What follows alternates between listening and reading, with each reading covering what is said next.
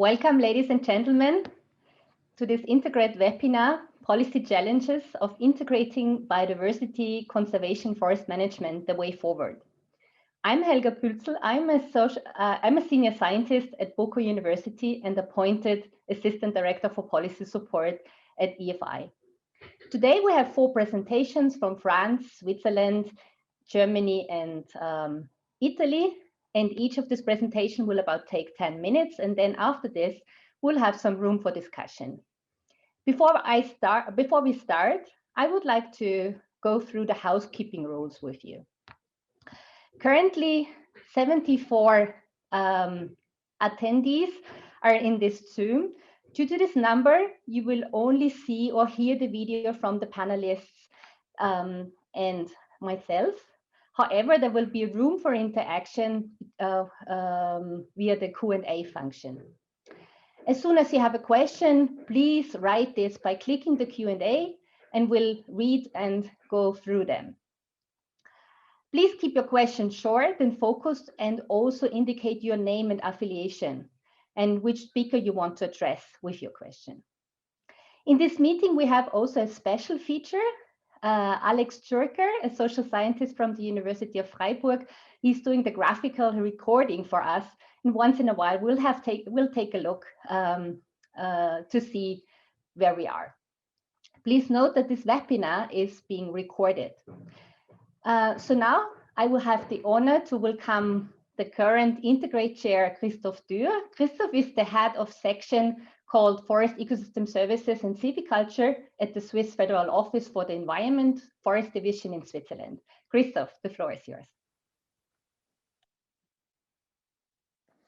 Thank you very much, Helga, and welcome to everybody. I would like to have a small presentation on the Integrate network. If I can have the presentation, Gesche, thank you very much. I will briefly explain what is the objective of the network, how we are working, and what is the purpose of this webinar. So the European Network Integrate promotes and advances forest management approaches for the integration of nature conservation into sustainable forest management at 3 levels: the decision-making policy level, the level of forest practitioners, managers, and the level of research and academic knowledge. And the initiative is since 4 years, and in the meantime, now 19 European countries are participating. You see also there is a rotation of the chairs. It started with Germany, Czech Republic, Poland, Denmark, and this time Switzerland has the chairmanship, and it will be followed by Spain. And the EFI is facilitating, hosting also the secretariat and the network with the Forest Site project funded by Germany, Bennel. Then here you can see a map of the countries who officially have joined the network and are actively participating. And then on the next slide, you can quickly see also how it came to have this seminar today. Because as Switzerland, as a chair, we were thinking it would be nice also to have an input by our neighboring countries. And this is why the network has invited France, Italy, Switzerland, and Germany to have their contribution to the topic. So this is the program. You have get it also by email. And on the next slide, you will see also the rationale, bringing together the neighboring countries of Switzerland, their forest policy expert, as an input to our topics. And then we can compare the perspective, lessons learned, and discuss them at the end.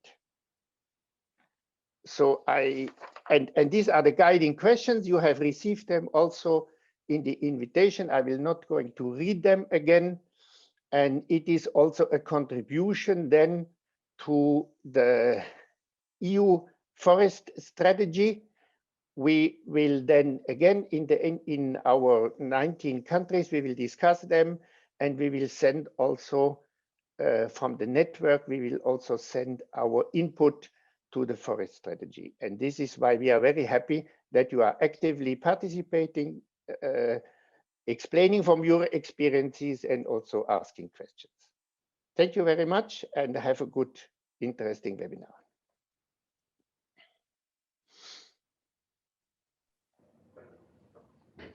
Thank you, Christoph, for this short introduction.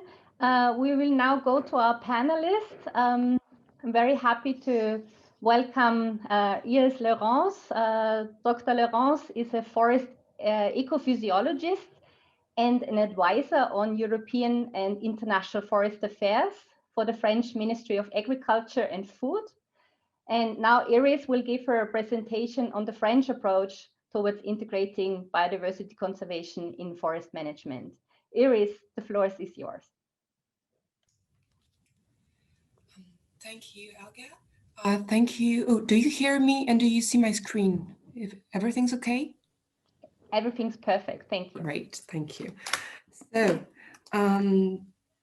just setting a timer so that we keep in time. So thank you very much for inviting me today to talk about this very, very interesting topic, which is how can we integrate biodiversity conservation in forest management in France. So, oops. So, as you will see, historically in France, we have quite a traditionally have an integrated approach towards the conservation of forest biodiversity. So the main first question is, of course, why should we conserve biodiversity? So to answer this question is in a very utilitarian point of view, we could quote the IPBES, which said in 2018 that the conservation of biodiversity and ecosystems enhances adaptive capacity, strengthens resilience, and reduces vulnerability to climate change, thus contributing to sustainable development. So we consider in France that biodiversity improves the functioning of ecosystems, therefore their resilience, and that the diversity of French forest is a strength for France. We have quite a high diversity of forests in France due to different factors. First, of course, the diversity of our climates, Mediterranean, Atlantic, continental, mountain climates. The variety of forest species, 180 tree species, and more than 2,700 in overseas forests, including, of course, French Guiana. Due to the fact that the majority of the forest in France is owned by 3.5 million of private owners, we also have a wide variety of forest management practices in France. So our approach, the main core of the French forest policy is that we consider that sustainable and multifunctional management is the basic foundation of the French forest policy, and thus this multifunctional objective integrates the challenge of preserving biodiversity as well as other environmental services such as carbon, water, and many others, just as it integrates other economic services such as the production of woody and non-woody products and environmental and social services.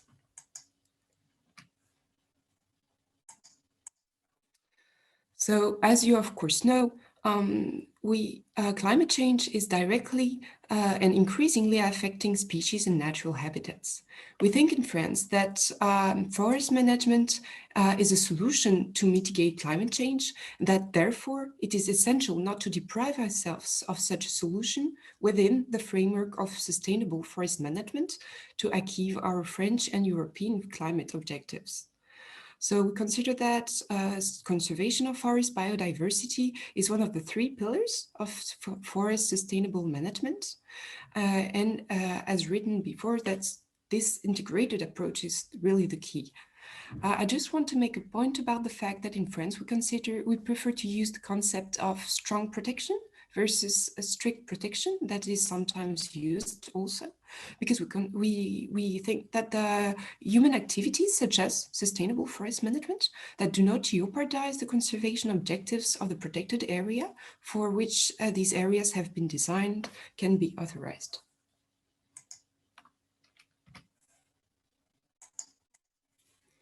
So the main challenges for an integrated approach at the policy level. The main challenge, I think we could say, is what we could call a social challenge.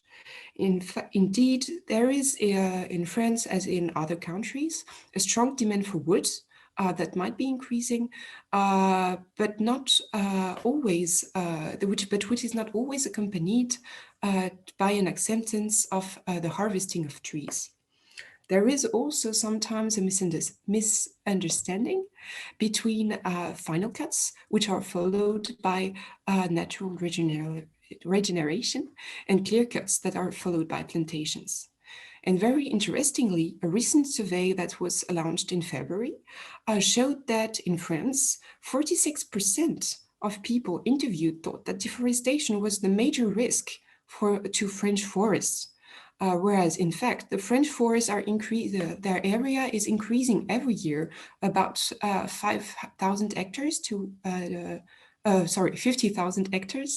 100,000 hectares each year. And that deforestation is highly regulated with obligation to request authorizations before each cut.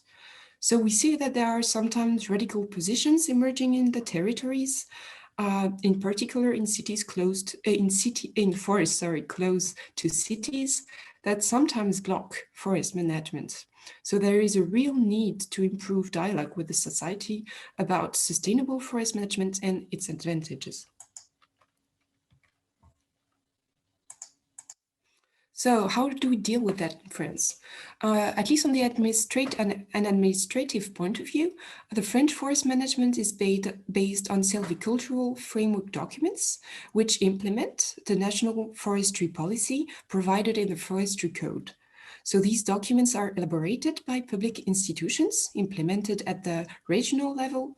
They integrate national environmental regulations, such as Natura 2000, and they contain an analysis of the economic, environmental, and social issues of the forest, as well as the plant cutting and the work program. Then we have sustainable management guarantee documents that are approved by our public institutions, both in private and public forests. And these documents must comply with the white forestry framework documents.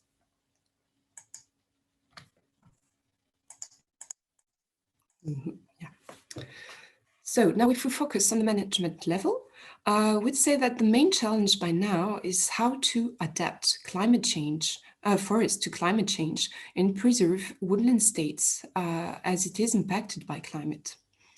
Indeed, very interestingly, in 2020, a big initiative in France of forest and wood stakeholders collectively recognized in a strategic document that the diversity of management methods, such as composition of species, structures, treatments, standing dead trees, etc., at different scales, statistically allowed the reduction of risk in both space and time, and improved biodiversity and therefore forest resilience. So there is quite a big initiative in this direction. We also consider that in protected areas that are not under sustainable forest management, but also everywhere else in France, there is a challenge to preserve the woodland state that is impacted by climate change. So we think there is a strong need for experimentation and for a regulatory framework to carry out this experimentation.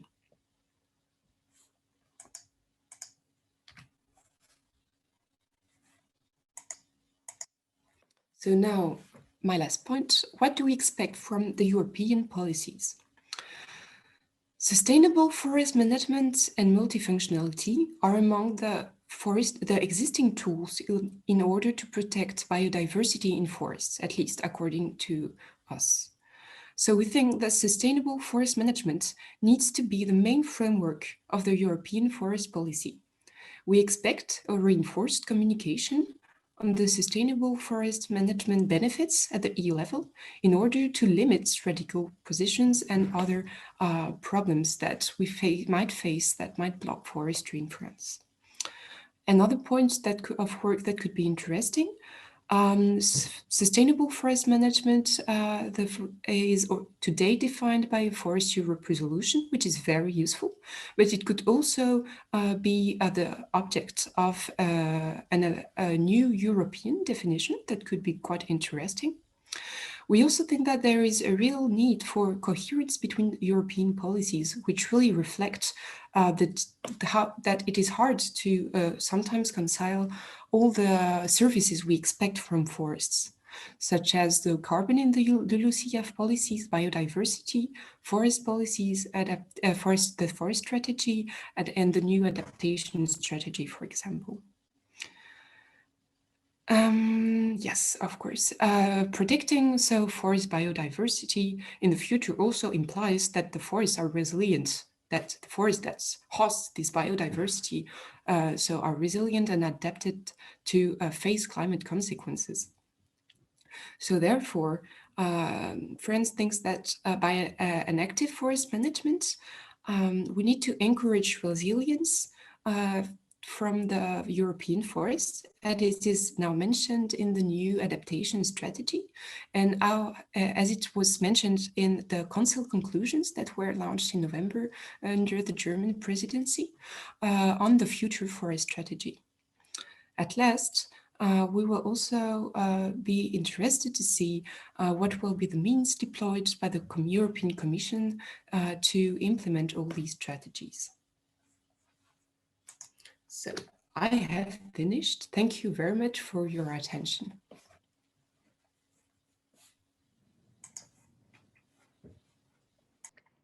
Thank you very much, Iris, for this presentation on the French take on integrated forest management. We would now like to go to the next presentation, and I would like to invite Claudio De Sassi to put on his presentation in the meanwhile. Dr. De Sassi is an ecologist with a strong interest in biodiversity conservation, and he currently works as a scientific advisor for the Federal Office for the Environment in Bern in Switzerland, where he also oversees the government's forest biodiversity program. So Claudia will now present the Swiss approach to integrated forest management and biodiversity conservation. Claudia, the floor is yours. Thank you, Helga. Good morning, everyone. Thank you for the opportunity to present a brief view of how Switzerland imagines and deals with biodiversity conservation in forests. My presentation will be guided by the three questions that we've seen before, which will accompany us throughout it. So I'll just move straight on from there to the first question regarding the motivations of motivation. Why should we conserve our forest biodiversity in an integrated way? And to start here, I'd like to take a bit of a step back and offer a kind reminder that we are amidst a biodiversity crisis. I also have an IPBES quote from 2019, not 2018 like the one before, which says clearly that nature is declining globally. Extinction rates are highest as they've ever been measured. And there's a strong need to act against this biodiversity crisis. One of the reasons is that sustainable development, which is highest on all international and national agendas, in the sense of the SDGs and national commitments, sustainable development relies on biodiversity. I mean, we cannot achieve sustainable development goals without conserving biodiversity. At the same time, to conserve biodiversity, we also need sustainable development. So the two things are highly intertwined and need to be considered as a whole. A further reason is also that integrated biodiversity conservation, at least in forest, is also been shown to work. In the case of Switzerland, we have a recent national inventory survey results just been published last year, actually, the final report, which shows how the forests compare to fare better than most other habitats. And probably the most probably one of the strongest reasons behind it is the long-standing tradition of sustainable use and management of forests compared to other habitats such as agriculture or, generally speaking, the open lands. So we should also really treasure this evidence that we have that forest integrated biodiversity conservation in forest works. It can contribute to sustainable development and therefore can contribute to many societal targets that we set ourselves as a global community as well. If these arguments were not enough, there's also arguments that are more specific to the forest sector in particular, especially thinking of today's challenges with climate change and an uncertain future. Integrated approaches are the base for security and multifunctionality of forests. The role of forests in Switzerland has changed a lot over the last couple of centuries. We went from a very strong timber focus and times of right-out deforestation in the industrial revolution era to a modern forest and forestry which has to respond to many more needs and desires from society, be it for climate regulation, climate functions such as CO2 storage, but be it also recreation. Biodiversity is also considered a function in this sense. So we have multifunctional expectations on forests, and those forests, and therefore forest management also needs to be able to respond to them. And integrated biodiversity conservation is definitely a tool to secure this multifunctionality of forests. Integrated biodiversity is also a base for improved resilience to climate change, which is a very, very important argument, I think, everywhere. We do feel it particularly strongly in Switzerland due to the climatic gradient we have in the country. We also impacted by climate change stronger than the European average. And therefore, this improving resilience of forest to climate change is a very high priority for the country. And last but not least, biodiversity. This is one of the seminal papers that basically convinced me to study biology some 20 years ago. Showed how diversity in general, at many scales, be it from species or even genetic diversity, but also habitat diversity, it's the basic insurance hypothesis. Is an insurance against risks, and facing climate change with multiple risks associated both biotic and abiotic risks means that we face a very uncertain future, and integrated forest management approaches are probably one of the best tools we have to be prepared to be prepared and respond to these risks. So how we do this, the current state of things in Switzerland, we base on a integrative framework with silviculture close to nature as a base for forest management. The core principle of this forestry close to nature are that the forest area is maintained. First of all, we don't allow large-scale clear cutting. Deforestation, as in loss of forest area, is also forbidden. And very importantly, I think it's that over 90% of the areas are left to regenerate naturally. So we only do planting wherever is really needed from a multifunctionality point of view. Can it be, for example, for securing the protective function of forests over critical infrastructure, in the case where natural regeneration cannot guarantee the safety.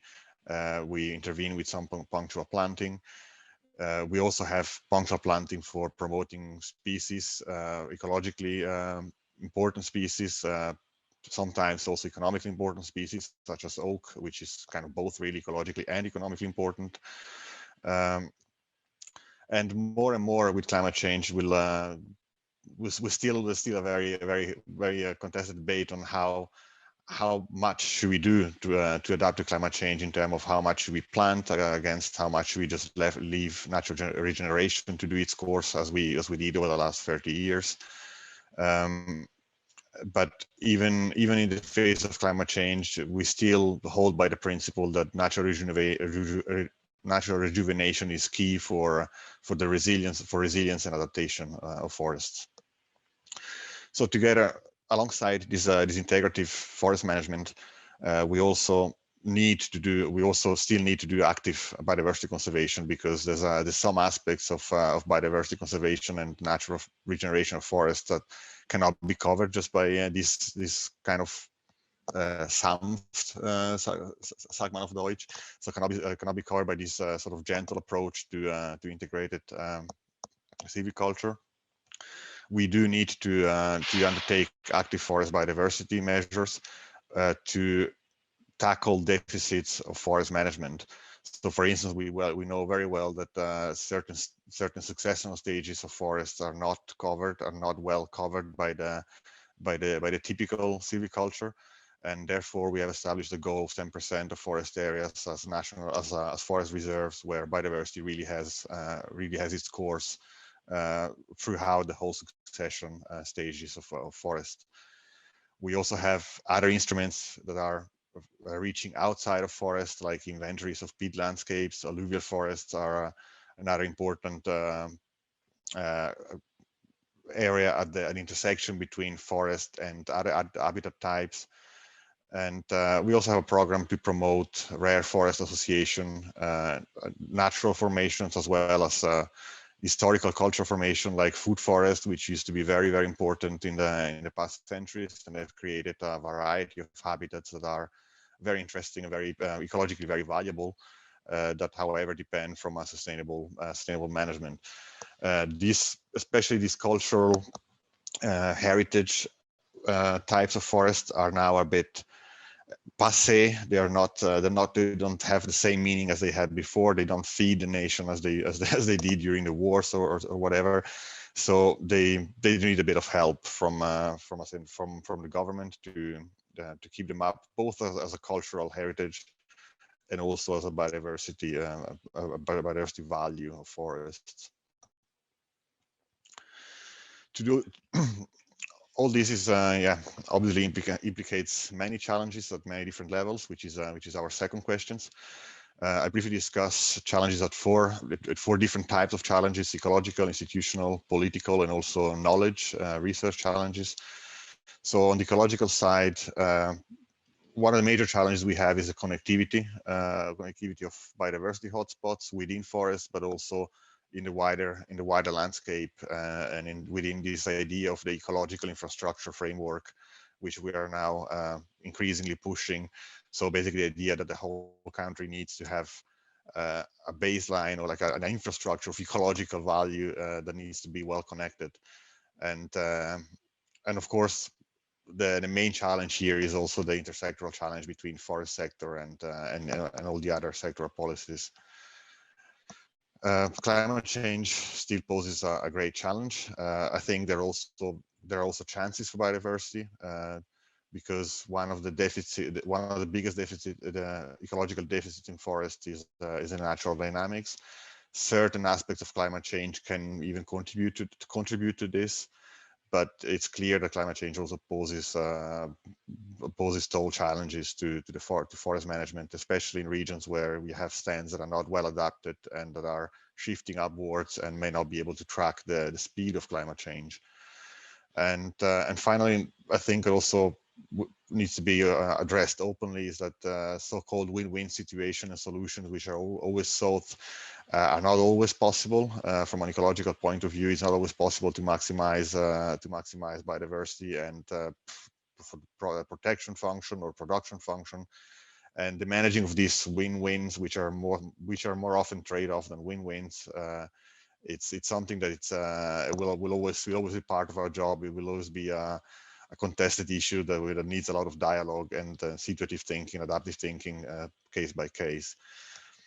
We also have, as everyone, many institutional challenges. In the particular case of Switzerland, the fact that we have a national legislation, but the responsibility for forest management lies squarely by the cantons, so the regions. This also requires, also forces a continuous dialogue where the national government has to try and work collaboratively with the regions. We can set incentives, financial incentives also, but it requires really a constant coordination and dialogue, which is not always easy, because not always the national goals are aligned with regional goals. And all this, to do all this, we need to rely on soft measures, because the forest owners, in the end of the day, are free to manage their forest more or less as they please, and to do so that they comply with what we regard as the right way to do things. We have to rely on collaboration and voluntary participation of forest owners, and there's a big need to set the right incentives to invite them to come along.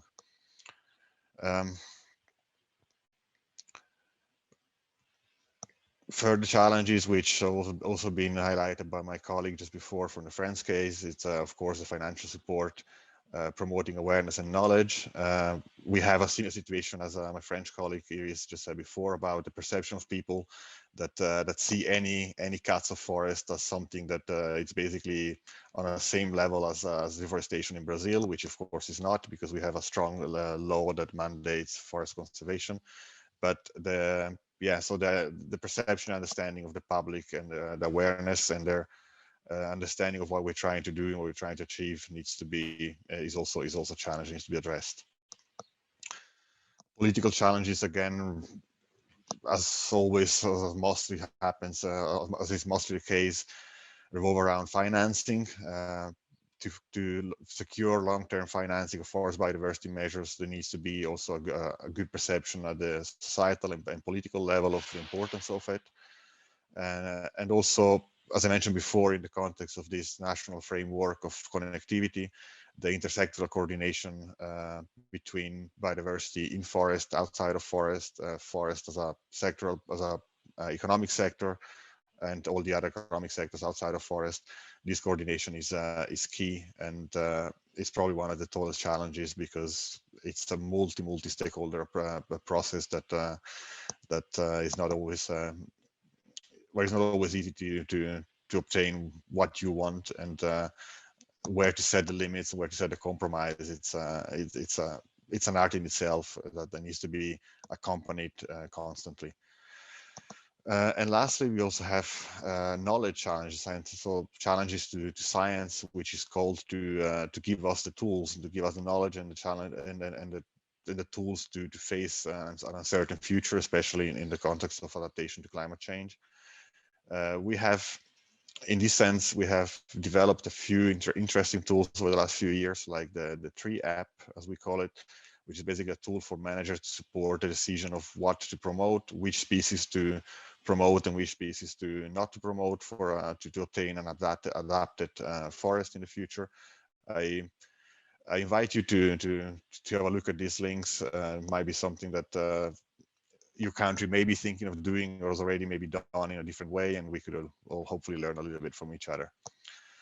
And finally, our expectation from the EU forest policy. Well, in the case of Switzerland, we should probably reframe this as wishes more than expectations, because of course, not being part of the EU doesn't put us in a position to expect much.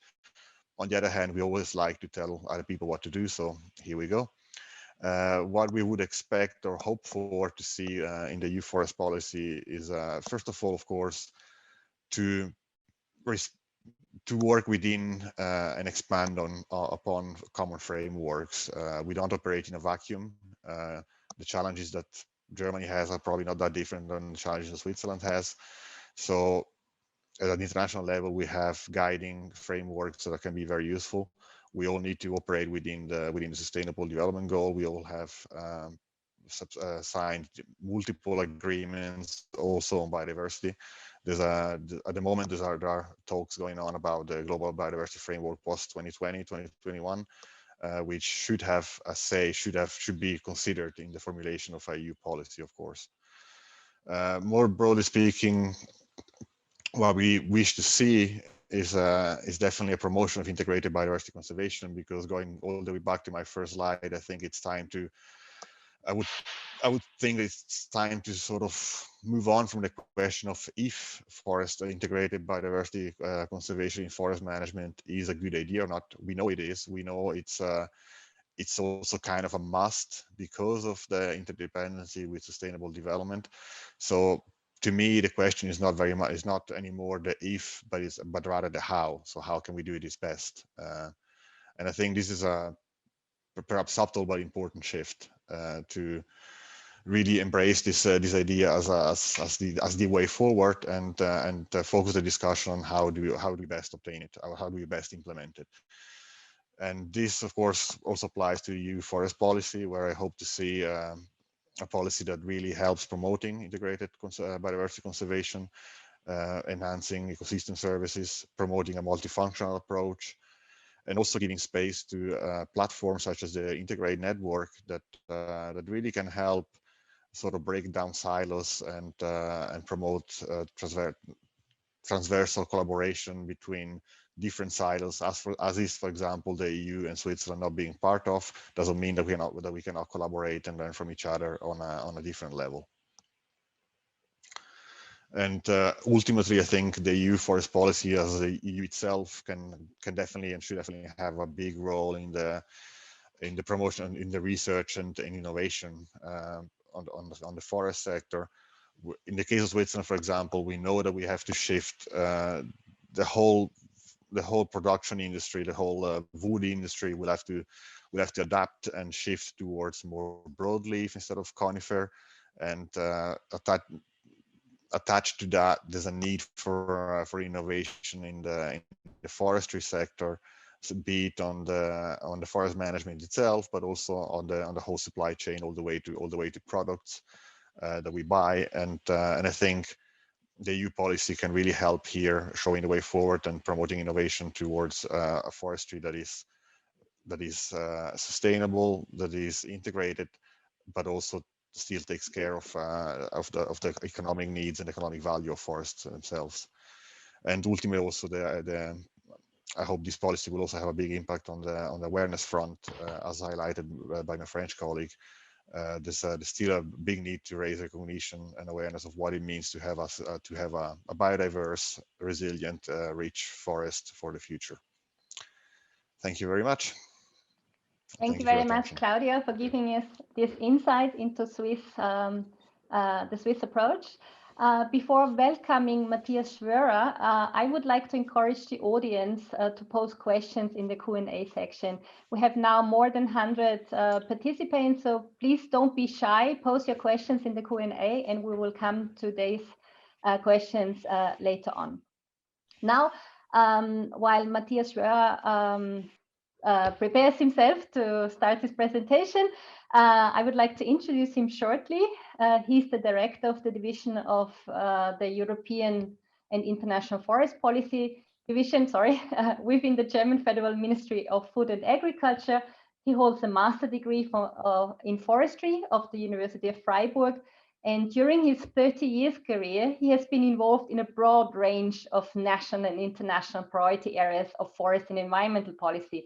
In his current position, he has been promoting and supporting the development of the network Integrate and in its European-wide science base over more than 10 years.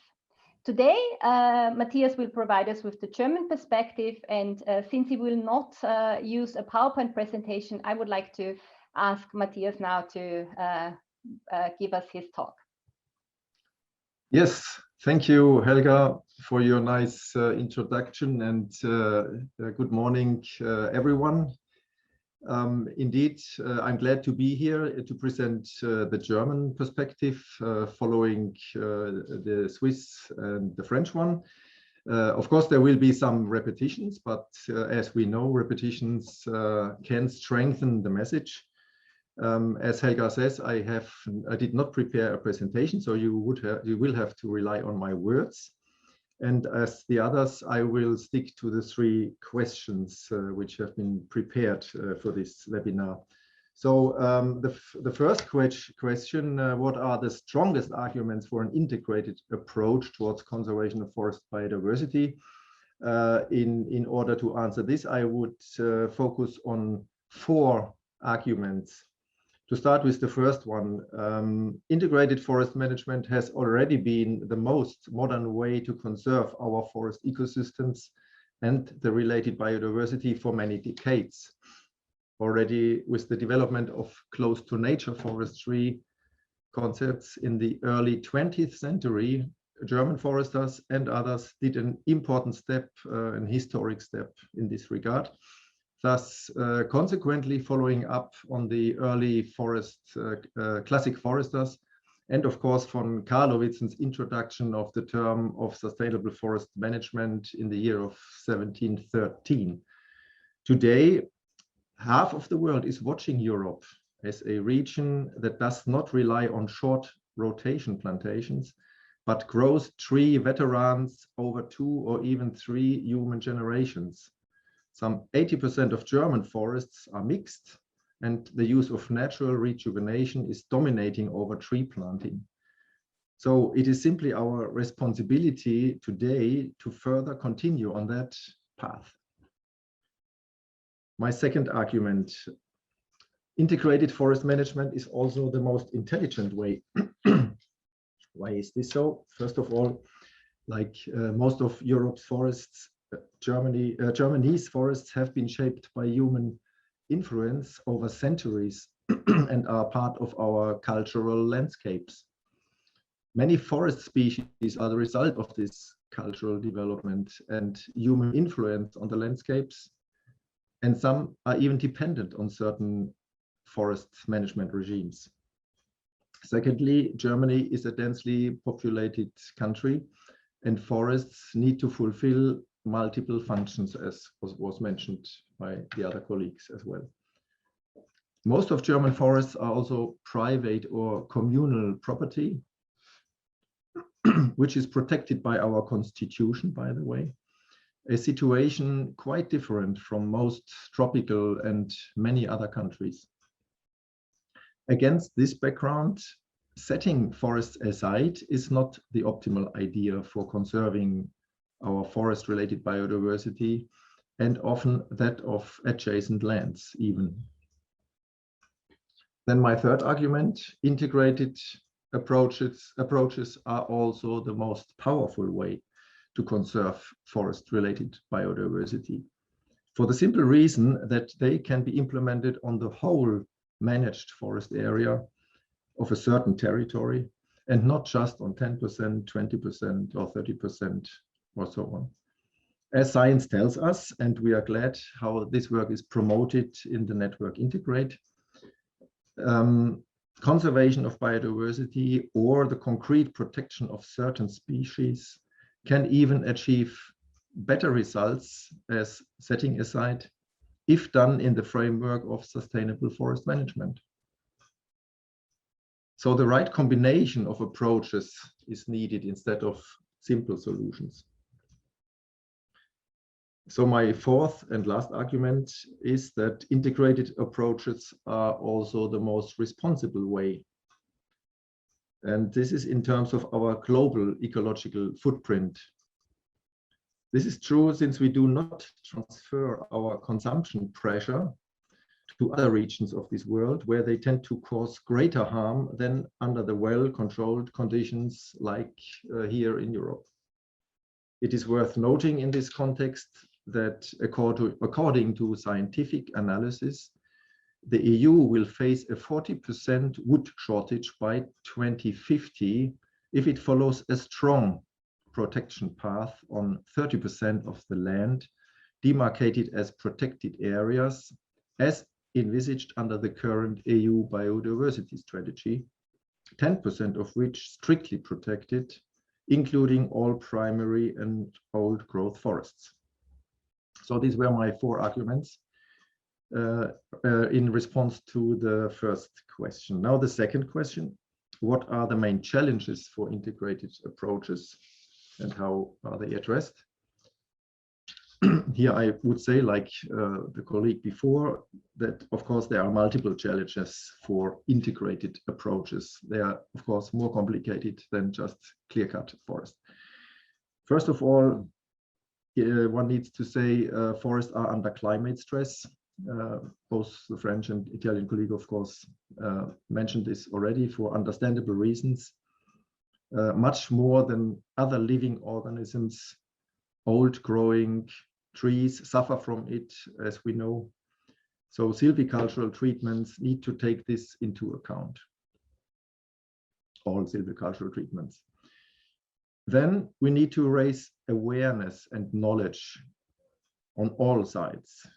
Nature and forest experts, forest owners, and the public. The French colleague already mentioned that the public has complete false understandings of forests and the condition of forests and what sustainable forest management is. And this is even worse when it comes to more sophisticated topics like integrated approaches.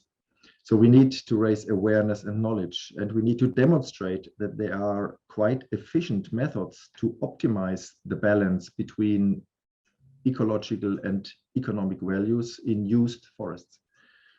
More than 100 demonstration plots with digital support established all over Europe by the network Integrate, the so-called martelloscopes, are a powerful tool to that end.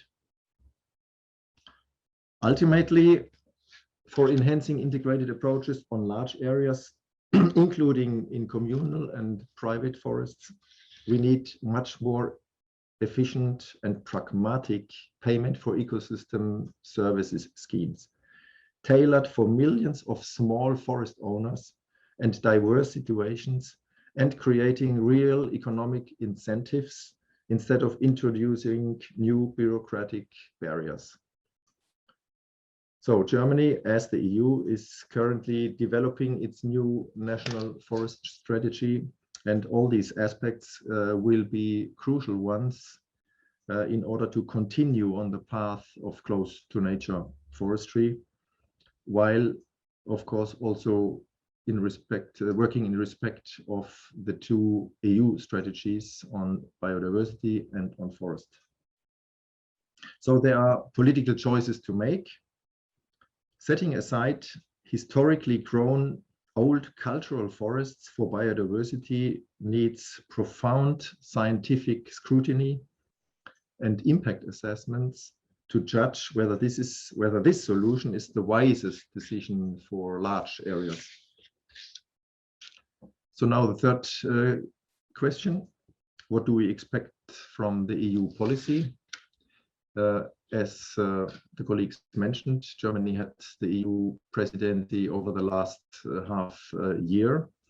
So, well, in the light of multiple EU-level policies relying on a strong forest sector and on contributions of the forest sector and EU's domestic forests, the balancing between diverging demands and the coherence of policy approaches are key.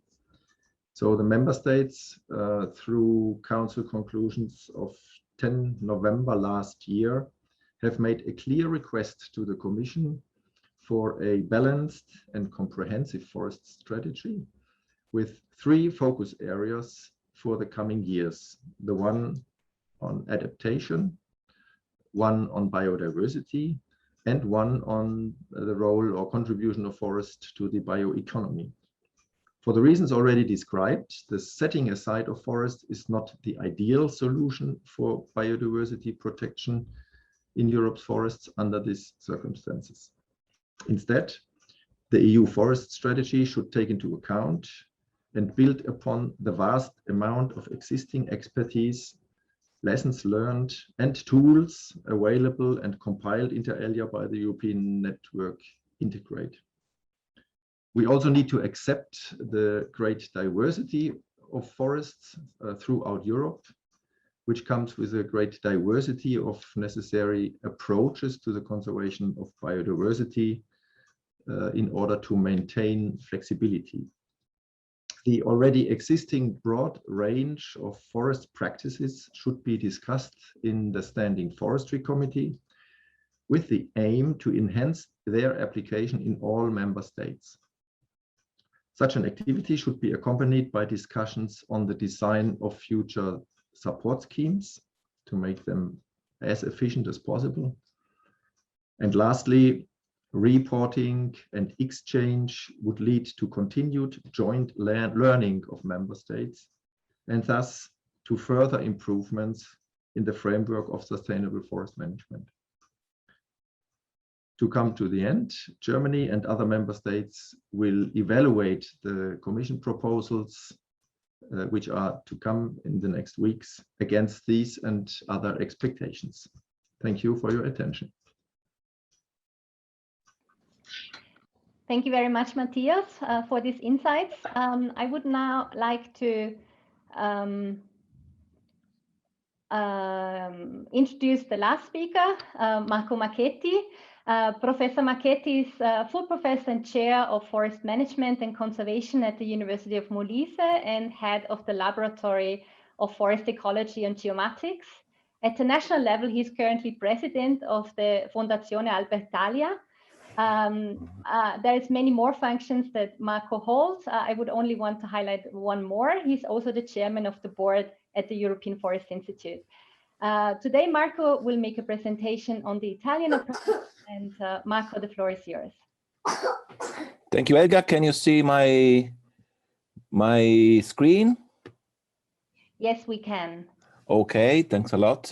Thank you for the kind introductory words. Good morning to everybody. Thank you for the invitation.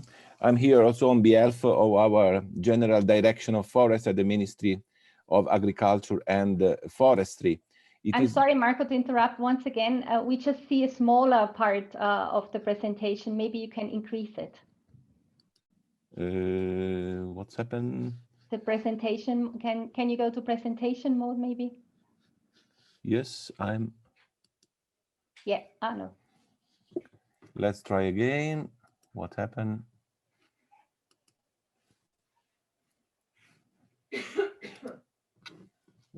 And now? That's better? No.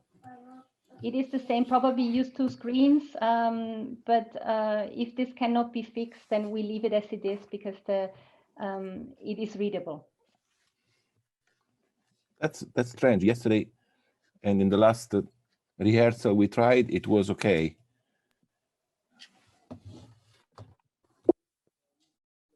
I'm sorry. No problem. For this. Please go ahead. And now, Helga?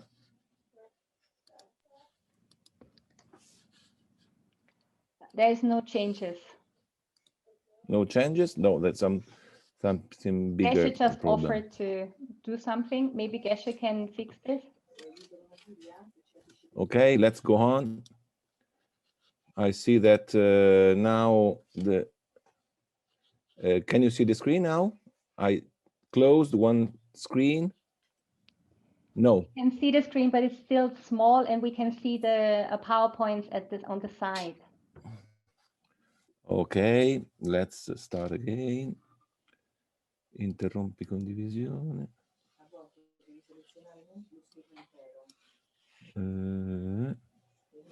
Marco, I'm sharing the screen for you now.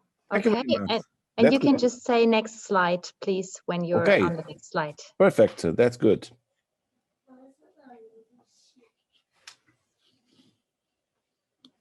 Okay, I'm ready if you want. Please go ahead. Thank you. Thank you very much. So it has been very interesting to listen from the colleagues of the three previous countries that the silviculture and forestry issues are more or less the same, and we are waiting with great expectation from European Union for the future. We know that, you know probably that also Italy is looking at a very important, a deep transformation in its landscape. We see that forest is increasing since 50 years from the past. And next slide, please. This main affected in the past not only the traditional areas of forestry, but also a great part of the inner areas of the country. Next slide, please. Okay. It is very important also to remember that Italy has in the past prepared a very important space to the close to nature silviculture and the natural regeneration itself. It is a long time ago that we started to have no possibility for clear cuts, and nevertheless we have a big part of our forestry that are coppice forest. We work with natural regeneration almost in all forests, on all natural forest capital of the country. Next slide, please. We know also that the possibility we have to work looking at integrated or segregated approach is quite different. We have a big part of our forests that are already included in protected areas, the 32% according to the state of European forest of the last year, but we know that the figures is probably higher. And this is very important because in these protected areas, we assisted to both approaches. The strict reserves are, of course, segregated in terms of land management, but in the rest of protected areas, we are experimenting a good way, a good path for as a laboratory for sustainable forest management and an integrated approach, practicing multifunctionality as the main and the most important point for the future. Integration versus segregation is one of the main part of the discussion in this moment, but we have to be aware that the most important question is probably the awareness of social society, civil society, and the public opinion, as for example, already the French colleague has perfectly stated. Next slide, please. Another important point for our country is that since some years we are experimenting challenges that we have never had in the past, such as the big storms. In 2018, we had the storm Vaya that has been the biggest as damage in Italy as we can remember in the history, affecting probably some of the more very nice forests we have in the Dolomites and the eastern northern Alps.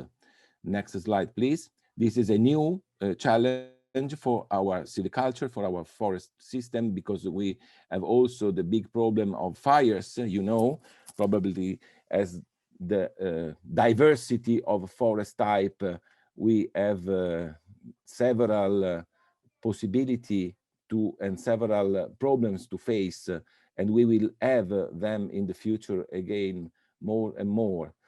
Adaptation, resilience is one of the most important challenges that we have to face for the future. Which is the context? The context is finally that in 2018, we had a new National Forest Act, sort of a new code that promote new national rules for conservation, for management and valorization of forest resources, included in all the forest chains, not only the wood and wood forest chain, but also dealing with environmental education, with training, and promoting forestry culture, re-promoting forestry culture.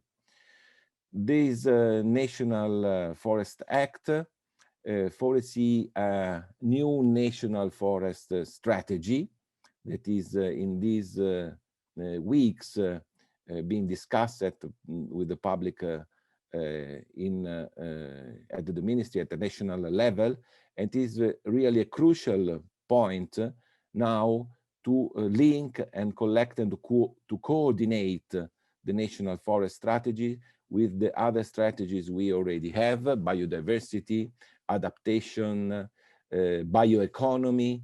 And this is probably a crucial point as already stated by the colleagues, and very important expectation we have also to be aided by the European Union.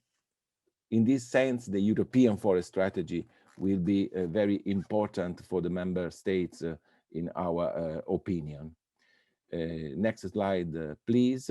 All the points and the action you have seen as proposed by the new national forest strategy as are framed in a hierarchical approach, and as for Germany or for Switzerland, we see also that Italy has a decentralized approach to forestry, to forest policy, and this is, of course, a good potential to adapt and practice different silvicultural treatments and forestry that, of course, are quite different from the Alps to Sicily and Sardinia and the southern Apennine.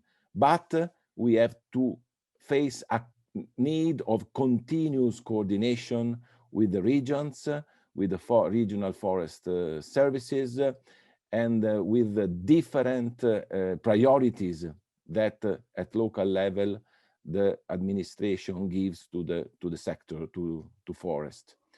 Of course, this means to have general objective, some important actions, and biodiversity conservation is at one of the top priorities we have put in the national forest strategies, financial tools, and a good monitoring system, not only from the technical point of view, but also for the procedures and the EU and national funding. I think that another important point we have to coordinate in the future will be with the common agricultural policy and with the biodiversity strategy at European and at the national level. And finally, to improve also the global awareness about the crucial role of forest for social and environmental well-being. In Europe, we cannot forget that the global problem of forest conservation is the real theme to face the three important crises that have already been cited. Of course, the climate crisis, but also the decline of biodiversity and the socio-ecological crisis. That means the increase of inequalities at global level. We cannot continue to import deforestation from the tropics and from some boreal regions and to segregate our forest. But we have to practice also for ethical, social, and cultural reasons. We have to practice multifunctionality in our forest and in our landscape to maintain the cultural diversity we have created in the last 2000 years. Next slide, please.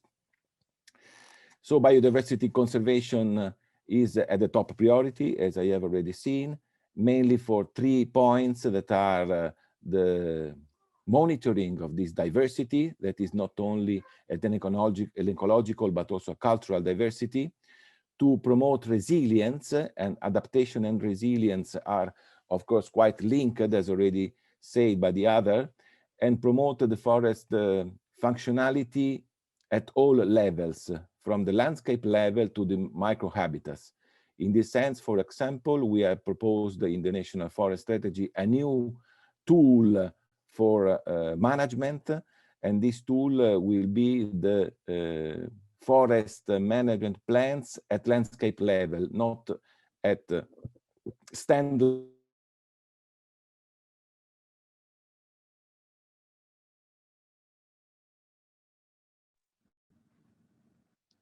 I'm very sorry, but I think we have lost Marco. Level stand of. I'm very sorry. I'm sorry, we didn't hear you for a second. Please go ahead. Hear me? Yes, now we hear you again. No, thank you. Sorry, I apologize. I don't understand what happened today.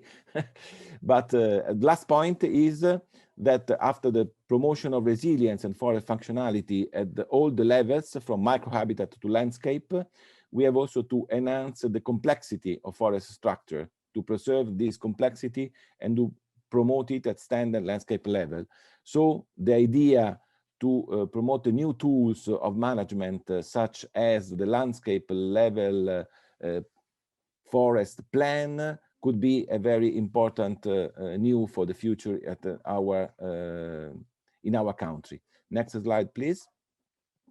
In this sense, I think that the forest strategy, the national forest strategy, will support the biodiversity of Italian forests, both for its two components: the natural one, that is quite huge in terms of forest types, of flora, and also of fauna that this habitat can host, and in terms of cultural diversity, having in mind that adaptation and resilience are the main point to maintain biodiversity for the future.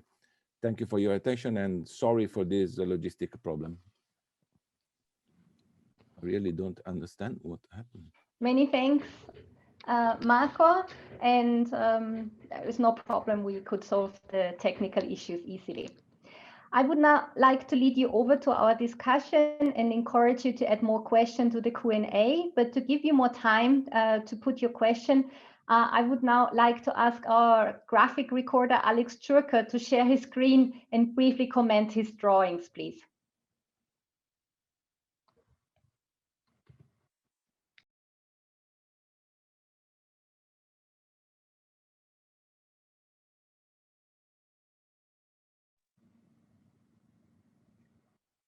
Alex, can you say something, please?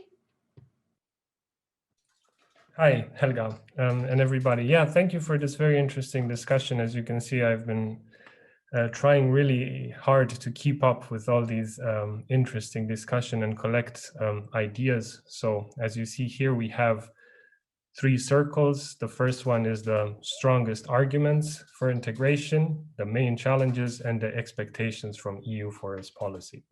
And each of your presentation is like a petal to this flower. So I've tried to sort of condense the key messages from each of you.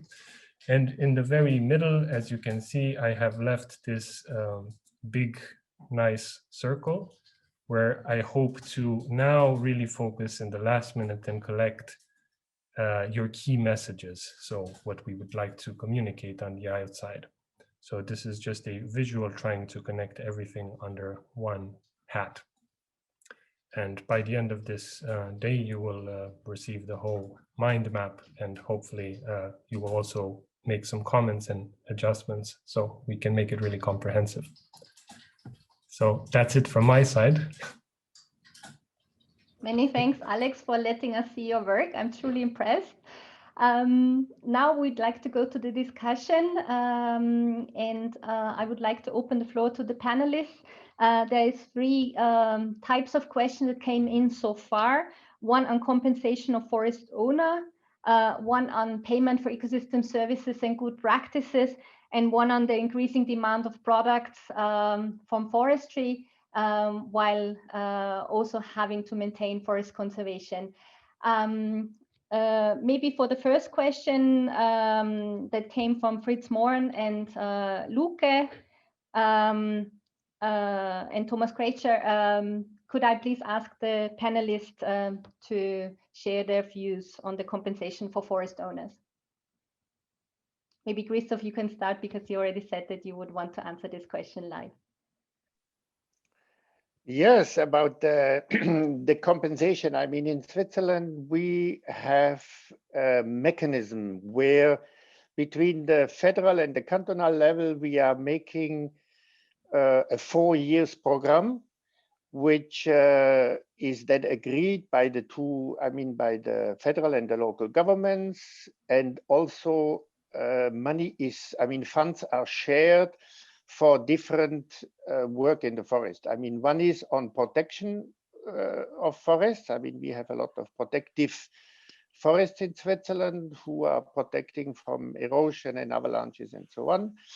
And one big part is maintaining young forests. So it is planting and caring of young forests with climate fit trees.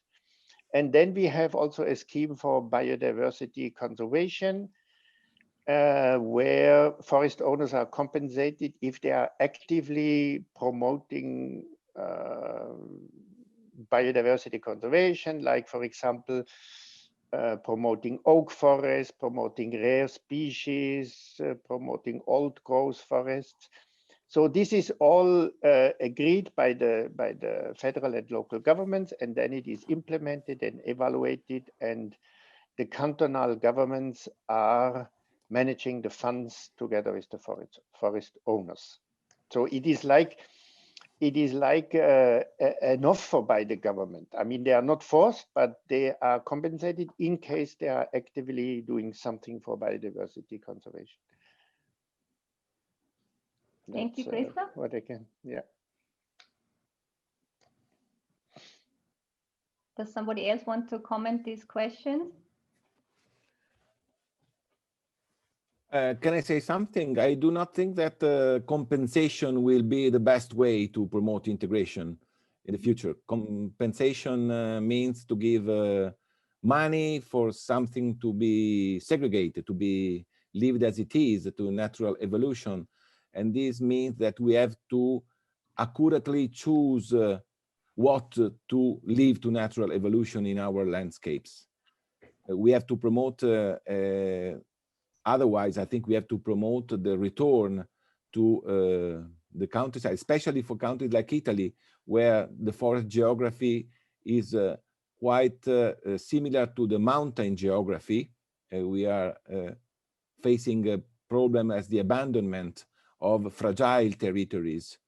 So we have to maintain people in the mountain and the rural lands to help them to build up new chains and economic values. This will help more than compensation that are, of course, due for specific cases.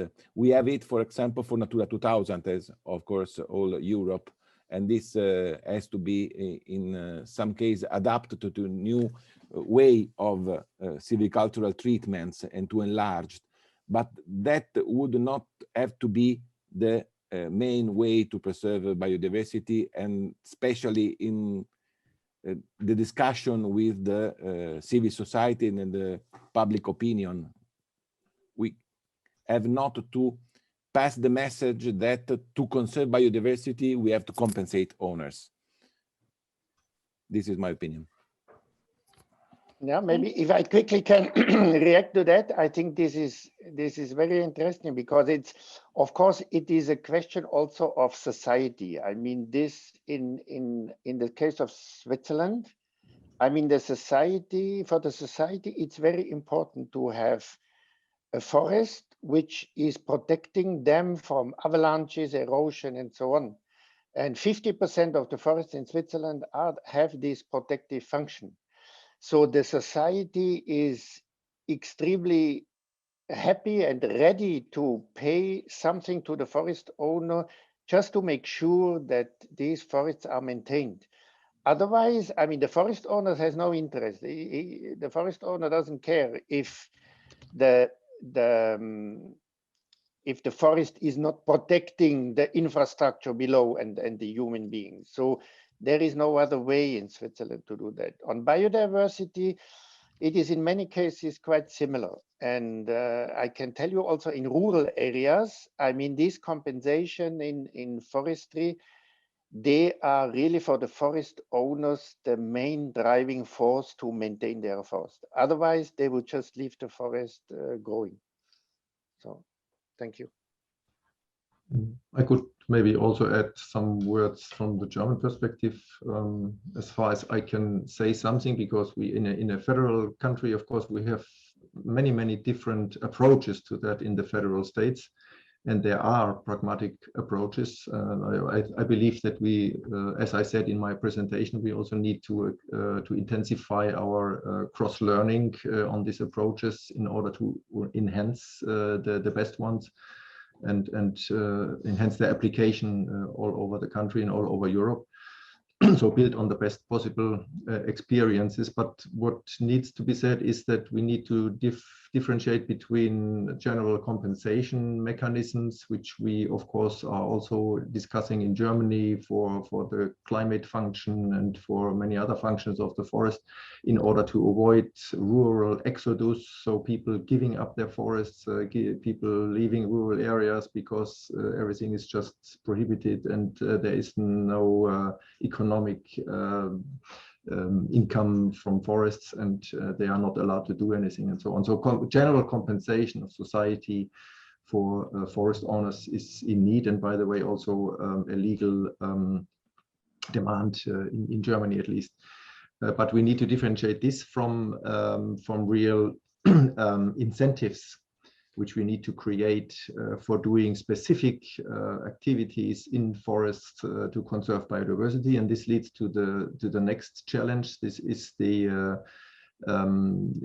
results based payments, which is related to the great challenges we have in monitoring of biodiversity, because you can talk on the right monitoring of biodiversity probably forever, and you will never satisfy some people, because our knowledge on certain species and their conditions of survival and so on, they are limited, and they will probably for long or maybe forever be limited. So we need to also here to have pragmatic solutions, and there are pragmatic solutions where forest owners simply get funding for setting single old veteran trees aside on a hectare of forest, which is apart from that normally used.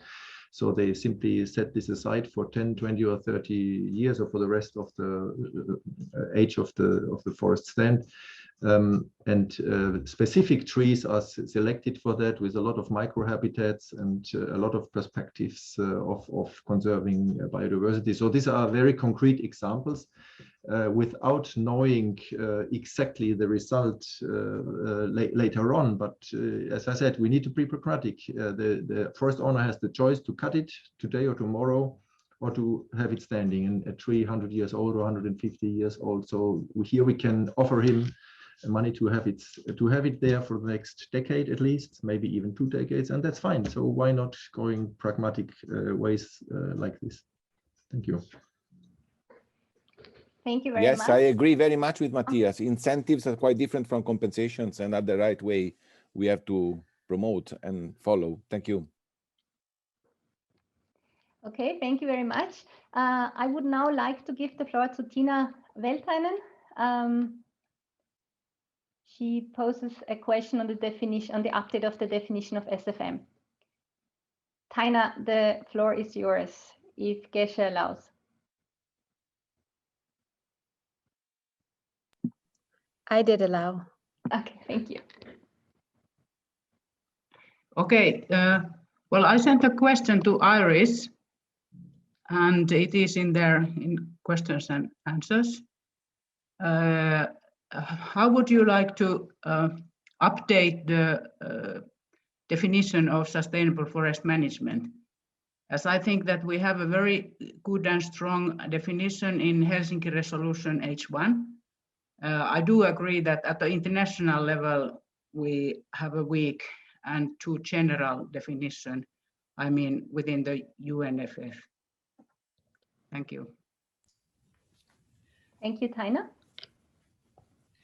Thank you for this question. I agree with it, what you say, in the sense that the Forest Europe definition is already very interesting and quite robust. The idea here was to say that maybe also on the international level, it would be interesting to, maybe have something else. But it was here more focused on the European level.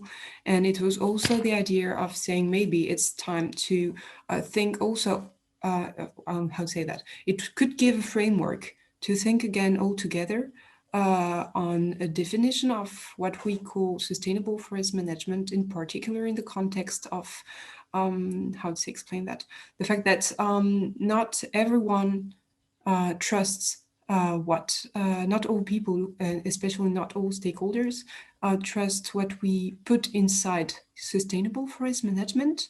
And maybe that would be an opportunity to have more dialogue with different European stakeholders and to have a reflection. But it's already in one way implemented already by the Commission.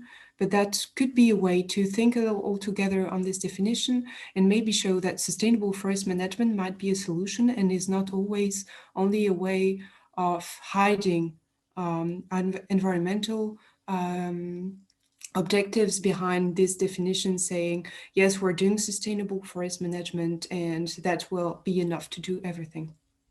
I hope I am clear enough. Thank you, Iris. Matthias? Yeah, I would also like to add something on this very important question, because you remember that I touched upon this in my presentation. We need to remind that the sustainable forest management concept is a very, very old one. For 300 years, it has been discussed among foresters, but also beyond foresters in societies, when specific need was to protect forests, but also to have a continued flow of forest products from them, and so on. And of course, the definition has been developing, and the one which we have now under Forest Europe is a very sophisticated and very comprehensive and very intelligent one. And I think if I understand Iris right, what we need to do and what always needs to be done, I believe, is to interpret the very details in this definition, because this different definition talks about many things, including, of course, that we do what we do for future generations. So we can ask, okay, how do we ensure that that our future generations will have the same conditions in place as we have them now? And then it talks about regeneration capacity and vitality of forests, and we can ask, okay, what are the silvicultural methods and what are the measures to ensure this and to ensure that? So this kind of discussion is ongoing in each generation and will go on in each generation, because all generations have their own and specific needs and contexts and circumstances, as we have climate change, for example, nowadays. But the definition of sustainable forest management as such, I believe, does not need much change. Thank you.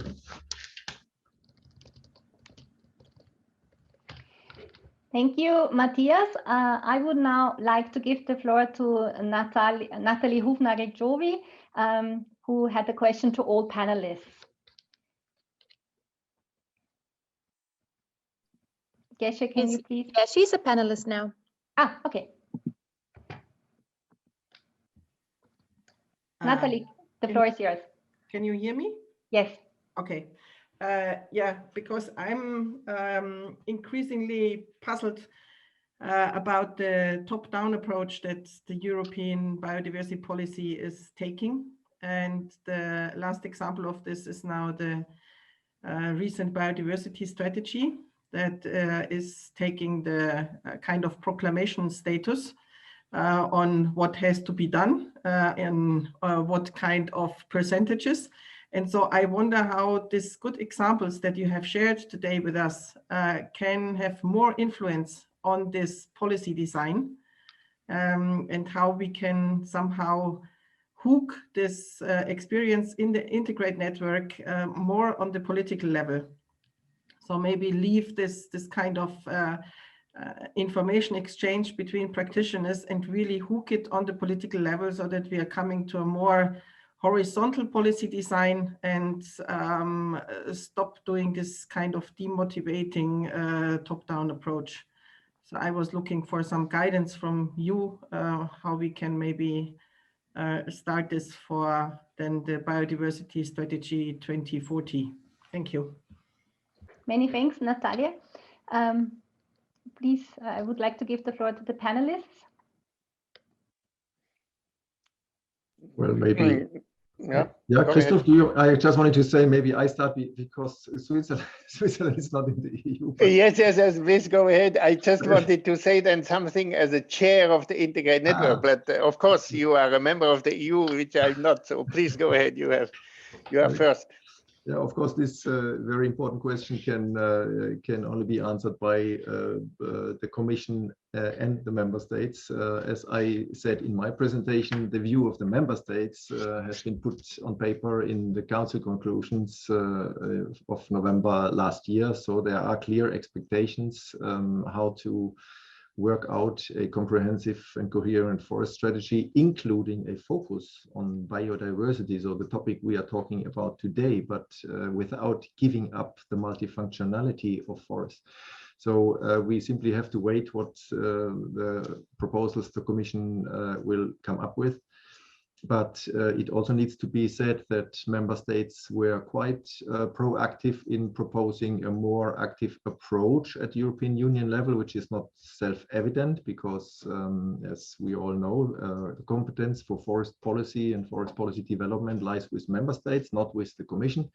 So member states have always been very hesitative to give more work or competence to the Commission, but in the light of the recent developments, member states agreed to have a more active role played by the Standing Forestry Committee in discussing things, including the ones which we are discussing now, which is how to better create economic incentives for forest owners to do conservation of biodiversity and how to improve the exchange between member states through monitoring and reporting and all these kind of things.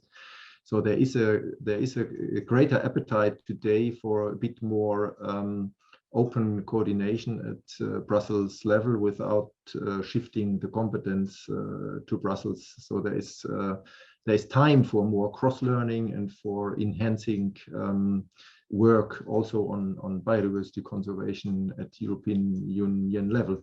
But of course, we need to wait what the Commission will propose, and then we will discuss between member states and the Commission, and this will, of course, then also include participation and the voice of forest owners and other stakeholders, so that we not discuss this only at our desks and in Brussels. So thank you. So now, Christoph, what is your advice to the European Union? Well, I mean, I should be very modest. I mean, advising the EU on such issues.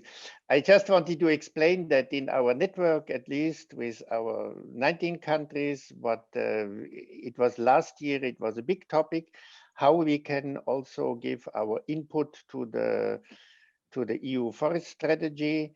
We had prepared this publication with a lot of cases within the EU, within Europe, where biodiversity conservation and forest management are really working. There are lessons learned, there are good examples.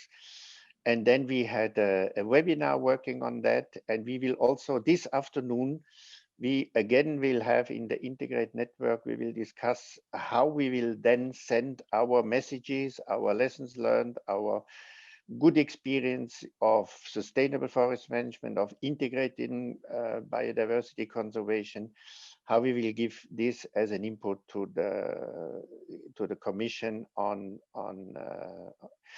developing the EU forest strategy. But of course, it is not, I mean, we don't have a political pressure, but at least from the point of view, from the technical issues, from our experience, we can provide this input in 13 points I think we have developed, and we still have to finalize them, but this will be our input from the network. Thank you. Thank you very much, Christoph. Aris, would you also like to say something? Oh, I think many things have been said by the other colleagues, but maybe the only thing is that the only thing I could add is that in France we have the majority, I think the 3/4 of the forest is private, and so we have 3.5 million owners, and out of the 3.5 million owners, I think it's 2.2 million owners have less than 1 hectare, owned less than 1 hectare of forests. So anyway, it's not very easy to have such a very top-down approach in this case. So that's only to compliment and give this point.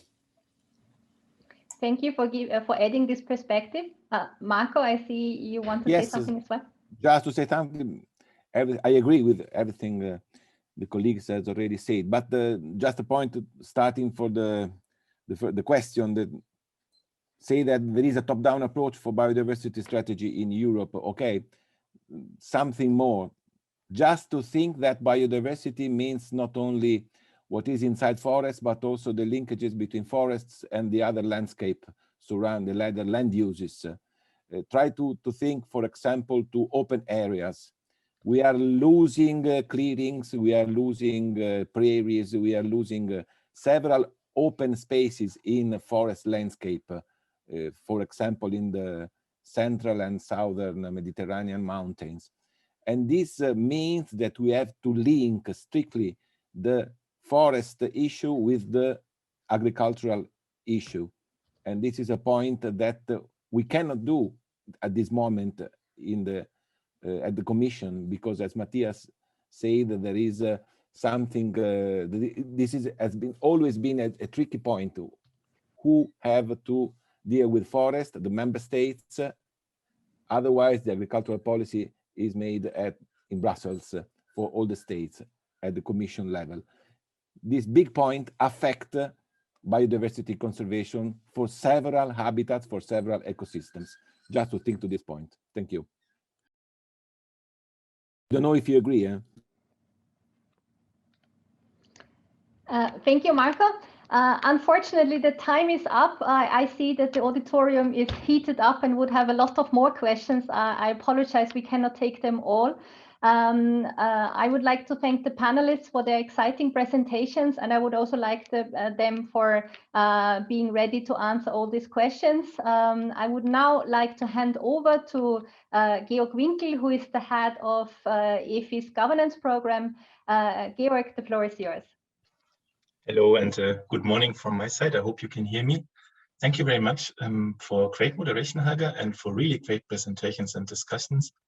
I think it is most important that now still more than 100 participants of the webinar can draw their own conclusions and lessons learned from the webinar. And here are a bit my 4 key points as a researcher observing the discussion.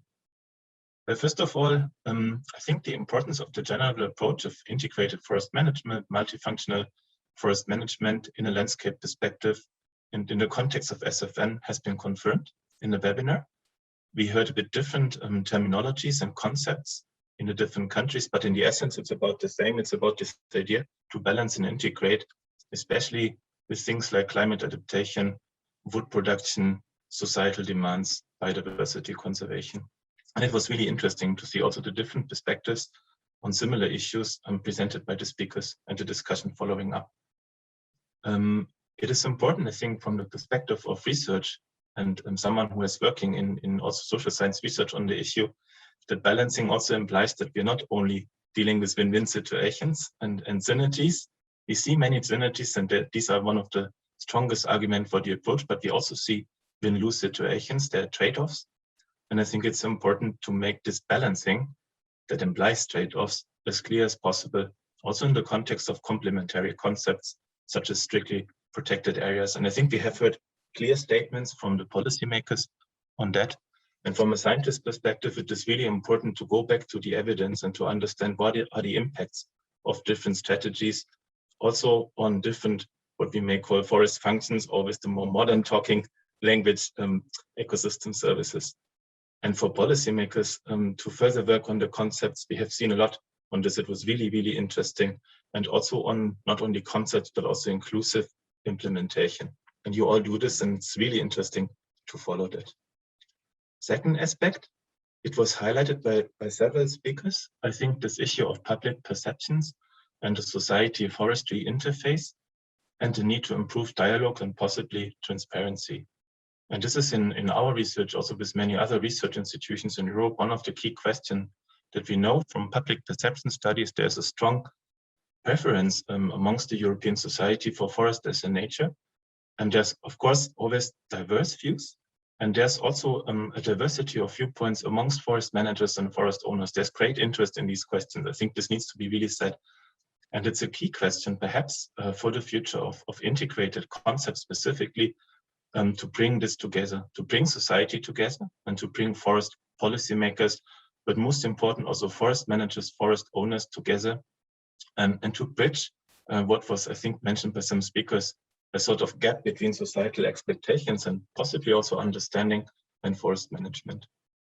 Third point, I think we have seen how important international and also intersectoral exchanges on the topic across countries and across sectors.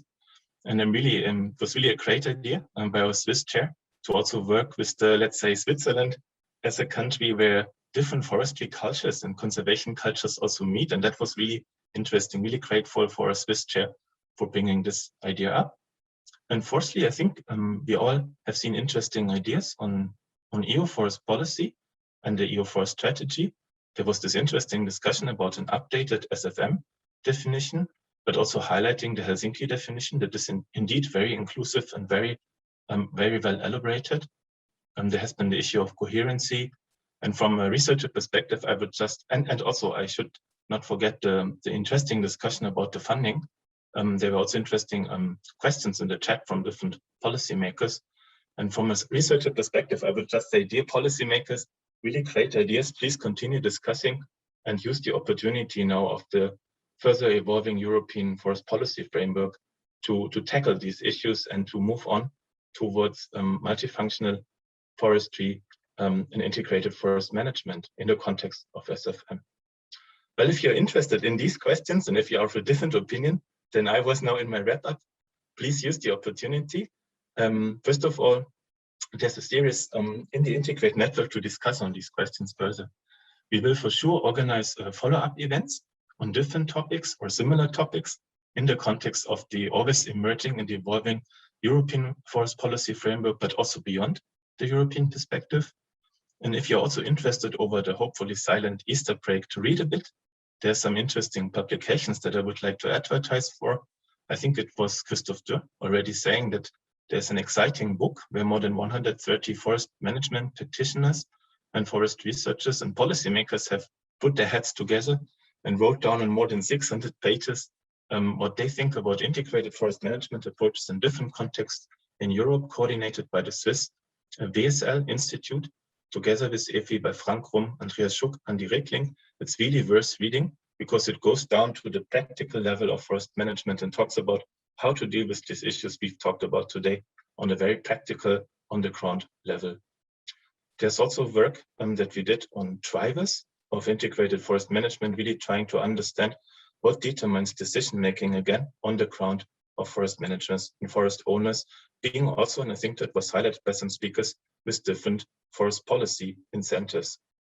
And I would really like to invite, I see many people in this webinar, to invite those of you that do interesting research and interesting practical work to contact us and to send us their work and to seek connection to our network, because we very much live from the engagement from forest management, forest practice perspective, up to the policy level, but also the research community. Second to last point, would like to highlight, I think Mr. Schwörer, Matthias Schwörer also said it, the network of practical demonstration sites that we do with many forest companies, public forest services, but also private forest owners and research institute under the Integrate network, where you have the opportunity to really go out again in 1 hectare plots and to discuss questions of biodiversity integration in forest management, but also increasingly other questions relating to societal demands, to climate mitigation on the ground. I think it's a great opportunity that we cannot use very much these days, to go in the forest and to discuss on the spot and also to understand different perspectives on the same issue. And third, I just want to conclude a bit by saying that the European Network Integrate will continue to capitalize on these 3 big pillars, the policy level, the research level, the practice level with all of you. And we hope to have many, many more interesting events like this one and open dialogue and debate across sectors and across science, policy, and practice. Stay tuned for these events, also under the Swiss chairmanship, and thereafter under the Spanish chairmanship. And as it is the tradition in the network, the different chairs also bring in their own perspectives and own ideas, as it has been the case already for that event. And before, last word, I hand over to Christoph Dürr, our current chair of the European Network Integrate. A big final thank again from IFI's side to our speakers, to the charming moderator, to BML, and also Bafo for generous support for all the activities of the network. It would not work without that. And for all of you for really active discussion. I got a note from my colleagues that we will save questions in the chat because they're so interesting and probably we can use them for a follow-up event. Thank you very much from my side. Thank you very much, Georg. So I think the only words which remains to me is now to close the webinar, I think. You have thanked already to the moderator, Helga. You have done a perfect job. I would like to thank also to the Secretariat. I mean, it was very well prepared. We always had the latest information. We knew what we had to do and so on. And we have a really a rich harvesting of your questions, which we are also going to further develop in our work. So usually at the end of a conference, we say we wish you a good return to your home, but you are already at the home. So thank you very much for your time at least and your contributions. And I hope to see all of you in one of our next meetings. Thank you.